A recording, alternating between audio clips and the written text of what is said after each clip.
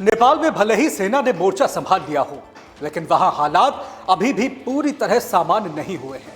लगातार 3 दिनों से कर्फ्यू लगा है। बावजूद इसके देश के अलग अलग इलाकों से आगजनी और तोड़फोड़ के समाचार मिल रहे हैं। इस बीच खबर है कि नेपाल के पूर्व प्रधानमंत्री शेर बहादुर देउवा के काठमांडू स्थित आवास में एक सुरंग से बड़ी मात्रा में कैश और सोना बरामद हुआ है। जेन ज़ी के आंदोलनकारी जिस तरह नेपाल के राजनीतिक नेतृत्व पर भ्रष्टाचार कर देश को लूटने के आरोप लगा रहे हैं, ऐसे में शेर बहादुर देउवा के घर बड़ी मात्रा में संपत्ति मिलने की खबर अगर सच है तो इस पर किसी को हैरानी नहीं होनी चाहिए। दरअसल आज से करीब 17 साल पहले नेपाल में जब राजशाही खत्म कर लोकतंत्र की बहाली हुई थी, तब जनता के मन में ये उम्मीद जगी थी कि लोकतांत्रिक सरकार नेपाल को भ्रष्टाचार रहित और विकास उन्मुख शासन देगी। लेकिन ये उम्मीद जल्द ही टूटनी शुरू हो गई।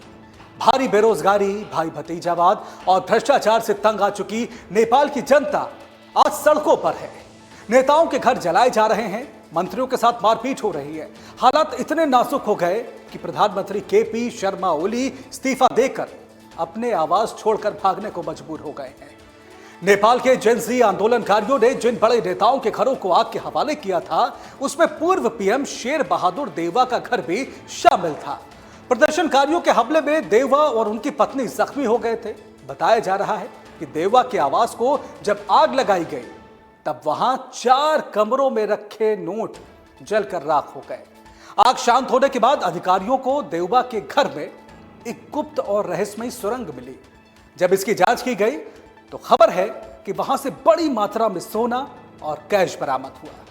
तोड़फोड़ और आगजनी के दौरान प्रदर्शनकारी इस गुप्त सुरंग तक पहुंच नहीं पाए थे। पूर्व प्रधानमंत्री के घर सुरंग मिलने और फिर वहां से संपत्ति बरामद होने की खबर जंगल में आग की तरह फैल गई। लोग देउवा के घर के बाहर इकट्ठा होना शुरू हो गए, जिसके बाद प्रशासन को मोर्चा संभालना पड़ा। फिलहाल जांच एजेंसियां इस गुप्त धन की पड़ताल कर रही हैं। जेन ज़ी प्रदर्शनकारी जिस तरह नेपाल में आग लगा रहे हैं, पुलिस और नेताओं के साथ मारपीट कर रहे हैं, इन तरीकों की वैधता पर बहस की जा सकती है। लेकिन यह भी सच है कि बरसों की दबी पीड़ा और आक्रोश अक्सर किसी ज्वार भाटे की तरह ही फूटते हैं। फिलहाल नेपाल में अंतरिम सरकार के गठन को लेकर कवायद तेज हो गई है। उम्मीद की जानी चाहिए कि भारत के पड़ोस में जल्द शांति बहाल होगी।